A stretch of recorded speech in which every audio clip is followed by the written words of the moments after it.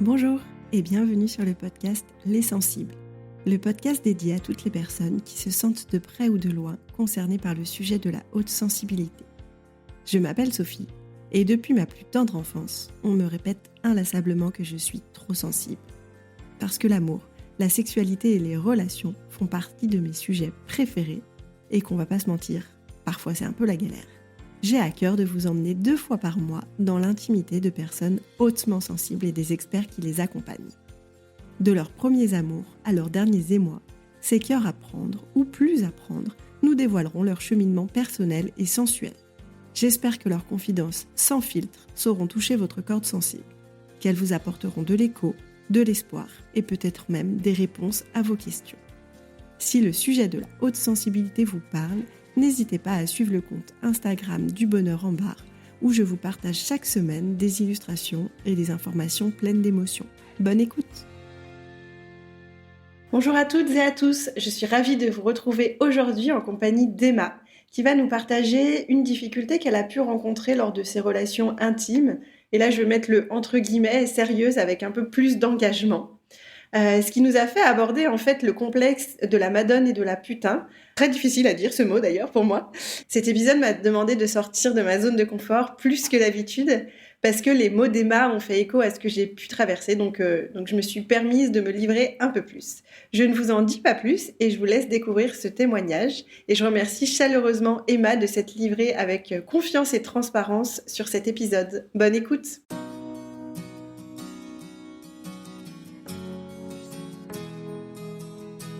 Eh ben, bonjour Emma, je suis ravie de te recevoir, j'allais dire sur le plateau. On est un plateau aujourd'hui. Salut Sophie, je suis ravie d'être avec toi aujourd'hui. Comment tu vas ? Ça va super bien. Eh ben écoute, je vais te laisser te présenter comme tu veux. Je sais que c'est la question à 10 000 €. Ok, ouais, j'ai l'impression d'être en entretien d'embauche. Moi, c'est Emma, j'ai 30 ans. J'habite à Annecy depuis 6 ans. Quel plaisir d'habiter cette belle région. Je suis pharmacienne et je suis en couple avec Léo depuis 5 ans. Et on a eu un bébé depuis 1 an à peu près. Et du coup, comment ça se passe avec Léo ? Écoute, ça va très bien au quotidien. On est un couple très en osmose, on se comprend, on est très complices. Par contre, d'un point de vue sexuel, c'est vrai que c'est des choses où on a eu beaucoup de soucis pendant ces 5 années, en dents de scie. Juste avant de rentrer dans le côté intimité, est-ce que toi, t'es hypersensible ? Est-ce que tu te considères comme hypersensible ou pas du tout ? Alors après avoir regardé beaucoup de ton site internet et lu tes livres, je pense effectivement que j'ai un côté très sensible. Hypersensible peut-être pas, mais j'ai quand même beaucoup d'aspects du sensible. Tu peux nous en dire plus sur ces aspects ? Ouais. Alors moi, ça va vraiment se traduire sur certains sens qui vont être exacerbés, notamment l'odorat surtout. Donc je vais très vite sentir les choses qui me dégoûtent. Ça va aussi se passer au niveau de la vue et de l'ouïe. Voilà, je vais être gênée par certains bruits. C'est vraiment, dès qu'on va me toucher moi, je vais vite me sentir en insécurité. Et du coup, est-ce que c'est ça qui te perturbe le plus dans l'intimité ou pas forcément ? Ouais, complètement. C'est vraiment ces 3 sens-là en tout cas, c'est aujourd'hui ce que j'ai vu jusqu'ici qui me gêne le plus. Après, y a sûrement d'autres choses derrière, mais c'est comme ça que je le traduis. Et émotionnellement, c'est comment pour toi ? Voilà, comme je suis sensible, les choses vont être toujours en fois 1000. Donc émotionnellement, moi je trouve ça cool aussi d'avoir des très grosses joies, mais aussi des très grosses tristesses. Et ça, en fait, c'est ce qui est vraiment dur, je trouve, à gérer au quotidien, c'est ce changement qui peut être radical d'heure en heure, quoi. Ok, ouais, toi tu le vois vraiment d'heure en heure, c'est pas d'un jour sur l'autre ou d'une semaine sur l'autre. Ouais. Ça peut. Ouais, ça peut varier vraiment très vite. Je me suis toujours considérée comme lunatique étant petite. Et puis en fait, là aujourd'hui, je pense que je suis juste pas débile. Enfin, c'est juste ma personnalité et faut savoir gérer avec.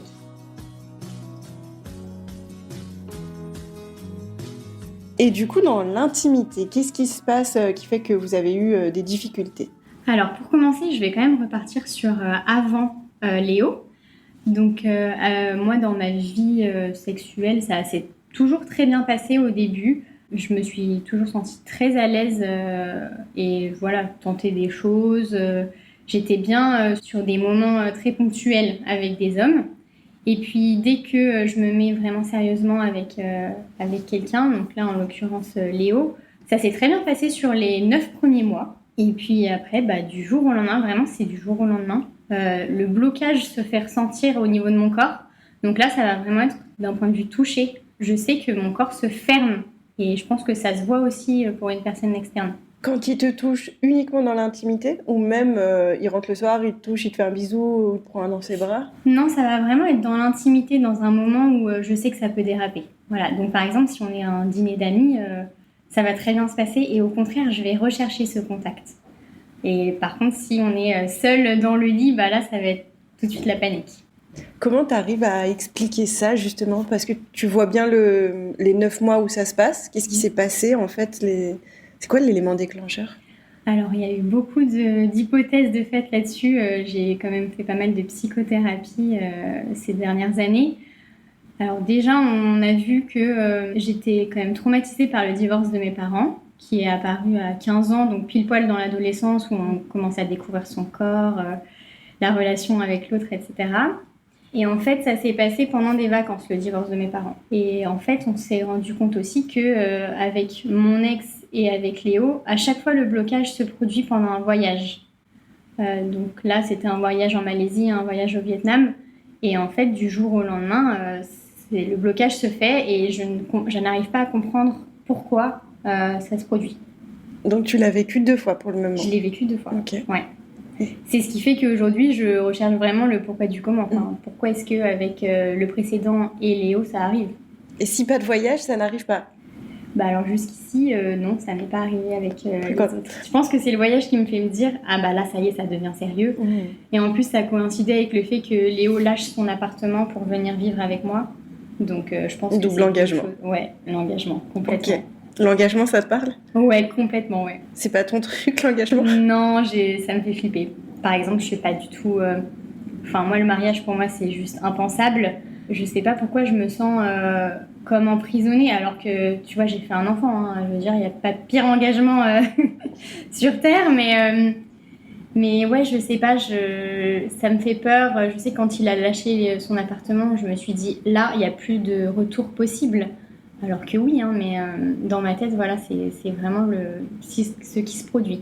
Et depuis qu'il y a eu ce blocage, donc pendant le voyage, ça ne s'est pas redébloqué, ni ponctuellement, ni sur, je sais pas, plusieurs semaines ou... Non, le retour en arrière ne s'est jamais produit. Par contre, là, ça va quand même beaucoup mieux depuis, parce que je suis quand même passée par toutes les phases. Là, il y a 5 ans, en retour du Vietnam, c'était pour moi horrible. J'étais dans un mal-être complet à faire des crises de panique. Là, aujourd'hui, je vais beaucoup mieux. J'ai fait des thérapies.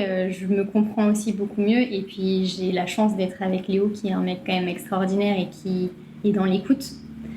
Et du coup, aujourd'hui, on arrive quand même à avoir des relations sexuelles assez posées et saines. Donc toi, t'as plus ce stress ou ce blocage? Ça arrive toujours, oui, bien sûr. J'ai pas trouvé la méthode parfaite, mais je me sens quand même beaucoup plus détendue qu'avant. Tu fais un lien entre le côté, on en avait parlé entre nous, quand c'est sérieux et quand c'est moins sérieux. Pour toi, il y a vraiment là, le voyage, les 9 mois, l'emménagement, là, c'est sérieux. Carrément. Alors que si c'était, je vais prendre l'expression plan cul, mais plan cul, pas de problème, quoi. Exactement. Franchement, quand on sait que c'est un coup d'un soir, c'est le moment de se lâcher. Donc, on se pose pas du tout ces questions-là. Et puis, vraiment, c'est qu'on a envie de le faire. Là, il faut quand même faire avec une personne dont on a envie de partager la vie. Et on sait qu'il y aura des hauts et des bas, mais les bas sont parfois difficiles à vivre. Je t'avais expliqué que... Donc moi, j'avais travaillé avec Myriam Brecki, donc, qui est sexologue et thérapeute de couple. Et du coup, elle m'avait parlé ce qu'on appelle un syndrome. C'est pas vraiment un syndrome, mais de la madone et de la putain, ou de la maman et de la putain. Donc pour expliquer, c'est... alors, de ce que j'ai pu lire, c'est surtout les hommes qui apparemment ressentent ça. C'est qu'en fait, ils souhaitent pas que la mère de leurs enfants, en gros, soit... Putain, j'arrive même pas à dire ces mots, une salope. Et du coup, voilà, que eux, dans leur regard, en fait, ils peuvent ne plus voir leur femme comme une femme amante. Et je me demandais si toi, c'était quelque chose qui pouvait faire écho avec cette situation ou pas du tout. C'est une question hyper difficile parce que je me considère pas vraiment comme la maman envers mon mec. Je suis quelqu'un de très indépendant et j'ai besoin aussi que mon copain soit indépendant, en tout cas dans la vie quotidienne. Après, je pense que c'est vraiment le côté être avec quelqu'un et savoir et vouloir surtout que ça dure et de se dire est-ce que ça va être possible de se renouveler sur des années et des années. Moi, c'est vraiment quelque chose qui m'angoissait. Et en plus, moi, j'avais le schéma du couple divorcé, donc pour moi, c'est une évidence que le couple ne peut pas tenir. Et en fait, je me demande aussi si c'était pas une excuse de dire bah si ça marche plus sexuellement, bah c'est que c'est fini. Et je sais qu'avec avec mon ex, du coup, c'était ce qui s'était produit. Donc ce serait une sorte de protection de ton inconscient. Ouais, potentiellement, bah, c'est quelque chose effectivement dont on parle avec ma psy en ce moment. C'est le fait que j'ai toujours grandi dans une sorte de rejet. Et donc finalement, je me protège en rejetant l'autre avant. L'inconscient est très fort. Et du coup, tu nous parles de ta psy là. Qui d'autre t'a aidé sur ce chemin pour t'aider à comprendre en fait ce qui se passe intérieurement? Ouais, alors j'ai commencé avec une psy sur Annecy, avec qui ça n'a pas forcément très bien collé. Donc en fait, après, on est allé voir un sexologue tous les deux. Mais pareil, ça n'a pas du tout avancé. On s'est dit, mais on paye quelqu'un qui nous demande de communiquer, mais en fait, on arrivait déjà à communiquer à la maison. Donc pas trop ce souci. Après, j'ai fait des séances de MDR avec une autre psychologue, surtout sur le divorce. Je pense que ça m'a un petit peu aidée, mais ça n'a pas suffi. Et puis en plus, j'étais enceinte, donc elle n'a pas voulu qu'on aille trop loin. Et là, du coup, après mon accouchement, j'ai vu une psy spécialisée un petit peu dans les problèmes de postpartum, tout ça, et elle est géniale. Franchement, j'avance énormément avec elle. Et elle m'a proposé la méthode ICV, qui est l'intégration du cycle de la vie, et qui, je trouve aujourd'hui en tout cas, m'aide énormément. Tu peux nous expliquer justement comment se déroule la thérapie sur le modèle de cette thérapie en fait? Alors, on a déjà commencé par des séances basiques, pour qu'elle me connaisse bien. Et ensuite, elle me donne un exercice à faire. Donc, c'est un tableau et il y a des lignes qui correspondent à chaque année de notre vie. Donc, on commence vraiment à la naissance, à 0 ans. Et il faut écrire 2 événements marquants sur chaque année. Donc, là, on a commencé vraiment par une méthode ICV globale sur toute ma vie. Le but, c'est vraiment d'écrire des événements à chaque année. Et aussi des événements marquants, comme par exemple le divorce, comme je te disais. Et ensuite, pendant les séances, elle va répéter certains événements à la suite. Et en fait, il faut que toi, après, tu lui dises comment est-ce que ton corps a réagi. Est-ce que tu as eu des images aussi, d'autres images qui viennent en tête. Et en fait, à partir de là, on va broder et essayer de comprendre un petit peu le mécanisme de mon cerveau. Et une fois qu'on a fait ça sur la vie globale, on a commencé avec vraiment ma vie sexuelle. Donc là, ça commence... ça peut commencer très très jeune, même avec certaines pensées ou des choses comme ça, et arriver jusqu'à aujourd'hui avec donc les moments positifs et les moments négatifs.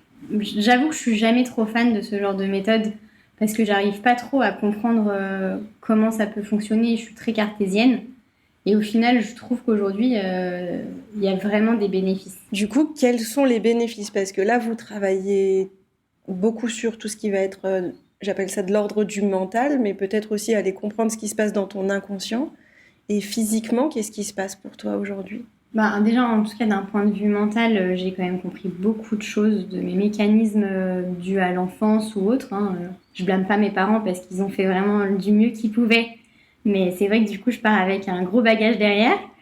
Et puis physiquement, je me sens beaucoup moins bloquée et en tout cas, je me force pas comme avant dès qu'il y a un moment sexuel. Alors, je vous dis pas qu'on fait l'amour 10 fois par semaine, non, mais c'est quand même beaucoup mieux qu'avant. Et voilà, je me sens beaucoup plus à l'aise à tenter des choses. Voilà. Et puis, du coup, ça se fait ressentir aussi pour lui. Donc, tu n'as plus cette insécurité quand il te touche? Elle existe toujours, mais elle est beaucoup moins présente. Ok. Et est-ce qu'elle existe quand c'est certains gestes ou tu n'arrives pas encore à voir ça? Ouais, ça va être certains gestes comme me toucher la poitrine, par exemple. C'est souvent la porte d'entrée avant un rapport et du coup, c'est ça qui va me bloquer. Ou alors ça peut être aussi au niveau de l'ouïe, un souffle qui va être plus marqué et qui va du coup impliquer, en tout cas dans mon cerveau, un acte sexuel. Tu sais, la poitrine, j'avais fait, il me semble que c'est l'épisode 3 avec Caroline. Je sais pas si tu l'as entendu. Et Oui. justement, elle dit, moi, en fait, enfin, dans l'intimité, elle supporte pas que son compagnon lui touche la poitrine. C'est pas Ouais. possible pour elle. Je l'ai entendu effectivement et ça a fait beaucoup écho. Moi, c'est vraiment au début de l'acte. Ok. Parce qu'après, une fois que je suis dedans, au contraire, j'en ai presque besoin.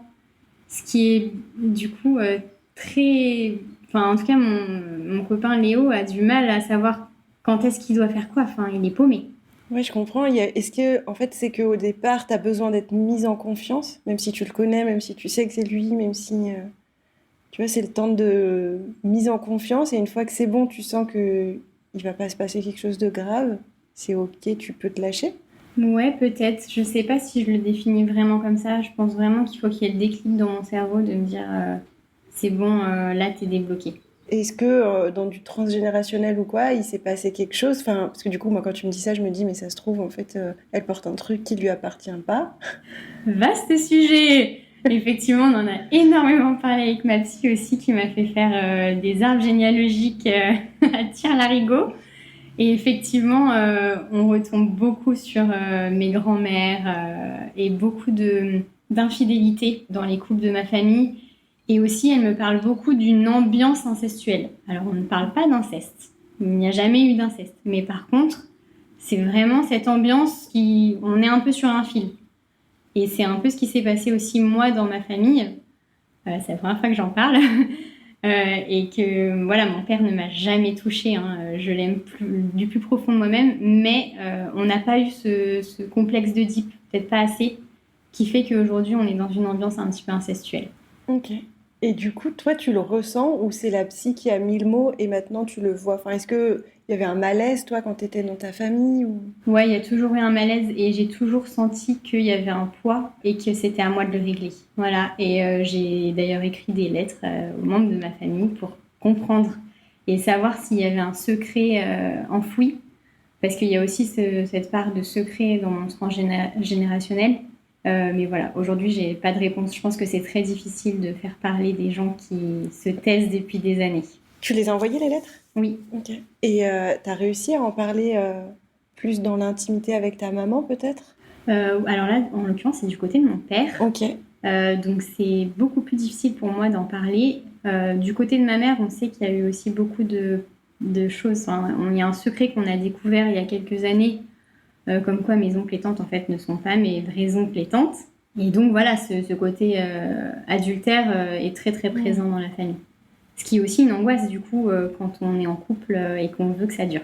Complètement. Et du coup, ce qui reboucle avec ce que tu disais au départ de toute façon, moi, je crois pas qu'un couple, ça peut durer toute la vie. Exactement, ouais. Et puis évidemment, j'ai en plus choisi le mec qui a cette blessure de la tromperie et de l'adultère. Donc voilà, je travaille à fond là.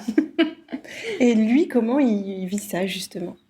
Bah pour lui, c'est vraiment difficile parce que il essaie vraiment d'être à l'écoute, de comprendre et franchement, je le remercie d'être là depuis 5 ans, à m'écouter, à essayer de me comprendre et à s'adapter surtout à moi. Parce que comme il dit, hein, il a quand même des couilles à vider, hein, excusez-moi de l'expression, mais voilà. Et donc ouais, c'est très dur. Parfois, j'essayais même de lui dire, mais va voir ailleurs. Enfin, si j'arrive pas moi à faire en sorte que tu ailles bien sur ce point-là, va voir ailleurs. Mais voilà, lui, il n'est pas capable de faire ça et je peux le comprendre. Il est vraiment blessé, lui, dans sa vie précédente où il a eu beaucoup de tromperies de la part de son ex. Donc voilà, on travaille à fond dessus, on essaie de prendre le temps et voilà, je le remercie d'être patient en tout cas. J'imagine que quand il te dit ça, même si je peux complètement le comprendre et que c'est pas pour te faire culpabiliser, mais comment tu le prends, en fait? Quand il me dit qu'il a besoin, je me sens coupable. Vraiment, il y a une très très lourde culpabilité en moi. Et ça aussi, c'est un gros sujet chez ma psy. En fait, c'est mon moyen de me protéger, la culpabilité. Je préfère être coupable que être rejetée. Donc au final, voilà, c'est mon moyen de protection. Même si c'est très difficile à vivre au quotidien, forcément. Est-ce que tu as repris contact avec la première personne avec qui tu as déjà eu ce blocage pour essayer de comprendre? Ouais, j'ai essayé, mais je me suis confrontée à une porte.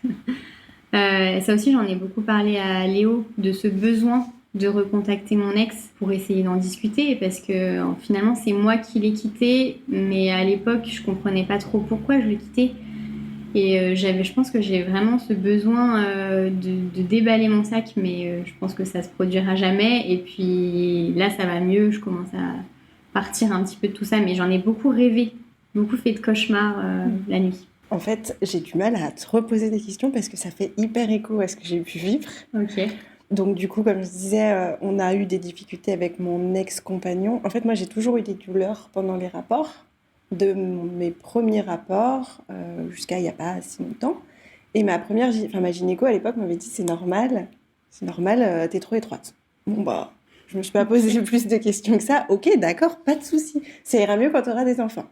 Donc avec ma première relation, j'étais sa première et il était mon premier, trop chouchou. Et du coup, on s'est pas posé plus de questions que ça. C'est normal que j'ai mal. Bon bah voilà, on faisait en sorte que j'ai le moins mal possible, mais voilà. Et quand j'ai rencontré mon ex-compagnon, le deuxième avec qui j'ai eu une relation longue, il m'a dit à très juste titre, en fait, c'est pas mon délire de te faire mal. Enfin, au début, j'ai eu beaucoup de mal à l'accepter. Je pensais que c'était un peu sa fierté de mec. J'avoue, j'ai un peu honte, mais c'est vrai. Je me disais, c'est juste que t'arrives pas à me faire jouir, donc voilà. Donc c'est pas cool, ton ego, il est pas content. Sauf qu'en fait, après, en réfléchissant quand même, et je pense que moi aussi, je me sentais en danger quand il me disait, je veux pas te faire mal. Je me disais, mais moi, c'est moi qui ai un problème, etc. Et en creusant le sujet, je me suis dit, effectivement, il y a peut-être du vaginisme ou quoi. Et donc, en fait, on est un peu passé par toutes les phases que tu racontes. Sexologue, psy. Moi, je me suis même dit, mais est-ce que je me suis fait violer? Limite, horrible. Mais à un moment donné, je me suis dit, je préférerais parce que ça expliquerait, en fait, il y aurait une vraie raison. Sauf qu'il n'y avait pas de vraie raison. Donc, comment accepter qu'il n'y a pas une vraie raison, mais que du coup, j'arrive pas à satisfaire mon compagnon, que c'est pas fluide. On n'a pas trouvé de solution au problème. On s'est séparés plus ou moins, plutôt plus que moins pour ça d'ailleurs, beaucoup pour ça. Et du coup, moi, c'est un vrai sujet en fait. C'est que je comprends pas comment un couple peut autant souffrir. Enfin, si, je comprends comment un couple peut autant souffrir de ça en fait, mais je trouve ça trop triste. Ouais. Franchement, ça m'aime trop ce que tu dis parce que je te comprends et moi aussi j'ai beaucoup pensé au viol et j'essayais même de chercher qui aurait pu me violer et sans réponse. C'est pour ça aussi que je te parle de l'ambiance incestueuse parce que ça se recoupe. Et puis moi j'avais aussi un autre problème, moi j'avais pas mal pendant les rapports, par contre je saignais pendant les rapports, même en dehors des règles. Ah ouais. Et t'avais des douleurs avant, pendant ou après? Pas du tout. Okay. Non, mais après le coït, ça saignait en fait. Et là, justement, scientifiquement parlant, des gynécos, des sages-femmes arrivent à t'expliquer d'où vient ce sang? Ouais, alors il me parlait de ectropions. Alors les ectropions, c'est pas glamour comme mot, hein, mais pas trop. En gros, c'est comme si on avait une sorte de bouton dans l'utérus, enfin sur le col de l'utérus, et du coup avec le va-et-vient, fait que ça finit par péter et saigner. Et moi j'ai trouvé ça très bizarre parce qu'on m'a toujours dit que mon col était très beau. Du coup et on m'a dit non mais quand vous aurez un enfant ça passera. Ok, bon effectivement je dois dire que depuis ma fille je n'ai plus rien. Mais en vrai je pense qu'il y a vraiment une corrélation entre le corps et le mental et qu'il y a un vrai signe derrière tout ça. Moi ce que j'avais noté c'est que en fait j'arrivais à voir l'homme comme un prédateur. Il y a certains hommes que je vois comme des prédateurs. J'en ai énormément. Moi, j'ai la chance que mes parents sont assez ouverts pour qu'on puisse parler de ça. Et du coup, en fait, je leur ai demandé si je m'étais fait violer. Comme je me rappelle d'une grande discussion avec mon père où il me dit, en fait, nous, de ce qu'on sait, non. Mais après, on n'a pas été malheureusement avec toi toute notre vie. Après, il me disait, je te connais, il y a aussi beaucoup de lâcher prise. Enfin, c'est très dur pour moi et tout. Et c'était une super discussion. Hein. Je me suis dit, waouh, c'est chouette de pouvoir discuter de ce genre de choses en famille, même si c'est hyper dur et même s'il a fallu qu'on se sépare pour réussir à aborder ce genre de sujet. Mais il y avait vraiment ce côté, je voyais l'homme comme un prédateur et ça, c'est hyper dur. Parce que va dire à ton compagnon que une femme qui prend du plaisir, c'est une salope et que tu le vois comme un prédateur et que t'as pas envie d'être une salope. franchement, il a le cœur bien accroché aussi. Et après, je pense qu'il y a des dynamiques de couple que lui, alors c'était pas du tout un prédateur, hein, je rassure tout le monde là-dessus, mais je pense que il avait ce côté où on sentait que le sexe était important, enfin voilà, que il aimait bien, je pense aussi, alors dominer, être dominé, etc. Mais du coup, moi, je pense que ça me mettait malheureusement pas en confiance, et en même temps, ça m'excitait. Ouais, carrément. Voilà, on l'a posé. Je comprends carrément. Et il y avait un autre sujet dont je voulais parler parce que ça me touche. Enfin, en tout cas, je me sens toujours très mal à l'aise de ce que je peux faire. C'est les films pornographiques. Parce que c'est quelque chose dont je me sens aussi coupable au quotidien. C'est en fait, ce besoin parfois d'aller voir sur des sites pornographiques des vidéos pour m'exciter en fait. Et je pense que ça se recoupe un petit peu avec ton côté prédateur et dominé, entre guillemets, parce que c'est quand même ce qui est le plus fréquent sur ces sites-là. Hein. Mais voilà, j'ai l'impression parfois d'être complètement seule dans ce mouvement-là, mais néanmoins, en ce moment, j'en ai besoin. Voilà. Je pense pas que tu sois complètement seule, étant donné qu'il y a quand même beaucoup de sites porno. Ouais, mais ça doit c'est bien. des hommes, quoi. Quand tu dis que toi, tu connais le mot que tu peux taper dans la barre de recherche, tout le monde te regarde en mode c'est trop bizarre que tu connaisses ces mots. Je trouve ça dommage qu'on pense que c'est que les hommes. Alors, c'est sûrement plus les hommes, mais je vois pas pourquoi les femmes, elles auraient pas besoin de ça. Moi, j'adore les podcasts de cul. Non, mais franchement, mais oui, je trouve ça trop cool. C'est clair. Et en vrai, je trouve ça même bien que ça existe. Enfin, et les sites, moi, ça m'arrive aussi d'aller sur des sites de cul. Mais du coup, c'est hyper intéressant que tu soulèves ça parce que, effectivement, c'est peut-être un tabou. Ouais. Mais tu vois, même avec mes copines, on n'en parle pas. Enfin, pour moi, c'est juste impensable. C'est hyper intéressant parce que moi, ça me perturbe pas d'en parler avec, du coup, mon ex-compagnon ou même mon compagnon maintenant, tu vois, aucun problème. Puis en plus, du coup, il m'a connue, j'étais déjà en train de faire le podcast, je lisais déjà quand même des livres sur le sujet pour comprendre en fait moi qu'est-ce qui s'est passé. Donc du coup, on a toujours été très à l'aise pour parler de ça. Et moi, je trouve pas que ce soit sale, malsain ou quoi. Limite, au contraire, parce que moi, il y a eu un moment où j'avais envie de comprendre ce qui pouvait justement plaire aux mecs d'aller sur ce genre de site. Ouais, c'est vrai. Et puis, c'est aussi un sujet dont on parle avec ma psy. Désolée, je parle que de ma psy, mais c'est le fantasme. Parce que parfois, je me sens mal d'avoir certaines idées, alors que ça reste un fantasme. Et comme elle dit, c'est pas fait pour être réalisé. Et effectivement, dans la vraie vie, j'aurais pas envie que ça arrive. Mais voilà, c'est des idées qui sont parfois un peu loufoques et du coup, je me sens mal de les avoir, quoi. Alors, et t'arrives ça à les partager à Léo, justement? Ouais, c'est déjà arrivé, ouais, effectivement, qu'on en parle. Mais c'est vrai que c'est encore un peu tabou quand même. Enfin, je pense que ça lui fait mal de se dire que je me donne du plaisir à côté alors que j'arrive déjà pas à avoir du plaisir avec lui, quoi. C'est plus simple pour toi quand t'es seule? C'est plus simple, mais c'est moins fort.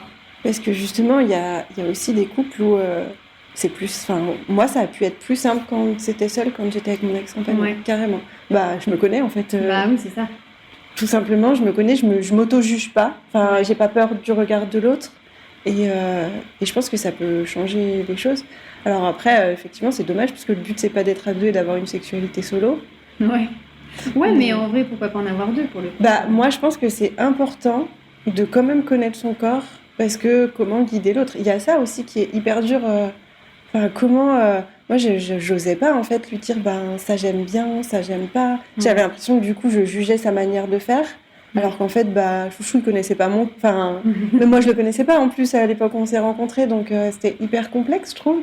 Et ça, c'est des choses, pareil, en fait. Pour le coup, le porno, c'est bien, mais le porno, c'est pas forcément toujours la vraie vie, tu vois. Non, c'est sûr. Mais comme tu dis, ça peut quand même aider à se connaître. Et en fait, c'est qu'à partir de là où j'ai réussi à avoir des orgasmes et du coup, à pouvoir avoir des orgasmes à deux aussi.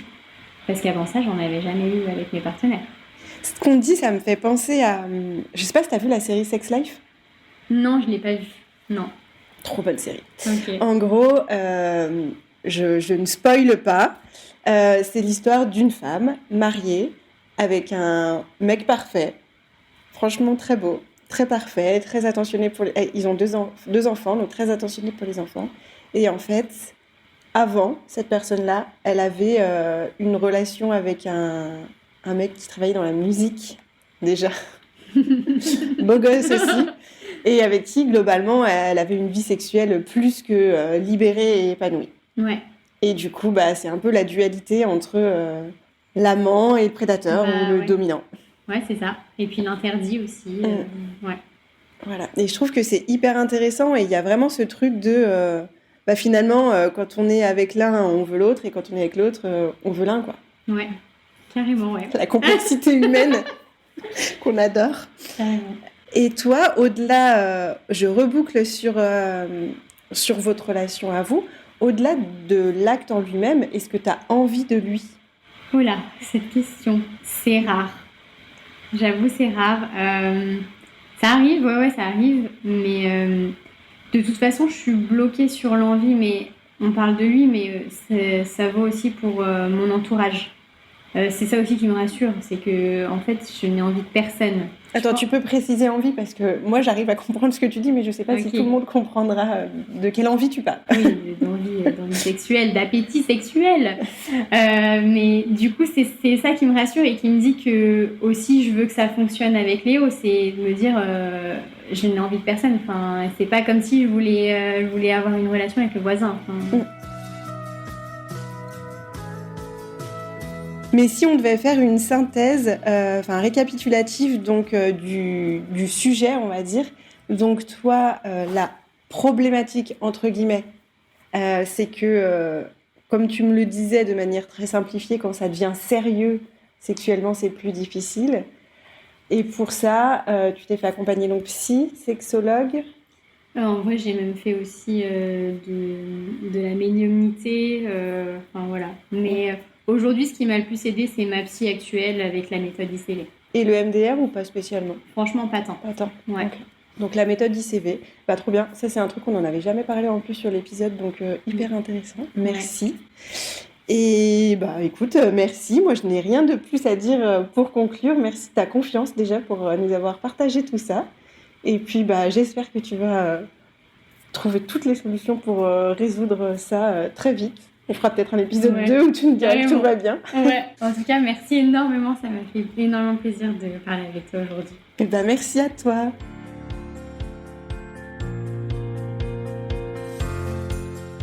Un grand merci à vous pour votre écoute.